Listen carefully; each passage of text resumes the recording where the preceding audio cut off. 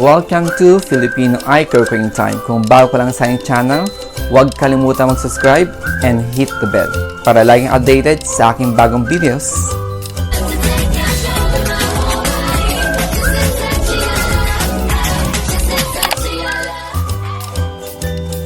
Ito na guys ang ating kailangan sa paggawa ng ganache. Kailangan natin ng butter, all-purpose cream, and then chocolate. So, ang gagawin natin dito sa ating chocolate ay i-grate natin para mas madali siyang matunaw. Pero, kung wala kang grater, pwede gumamit kayo ng kutsilyo, i-cut yun sa maninipis. Sa chocolate pala guys, pwede kayo gumamit ng white or iba pang mga compound chocolate. Pwede rin. Pwedeng bitter, pwedeng sweet, at iba pang mga classic brand na chocolate na gagamitin natin. So, tara na guys!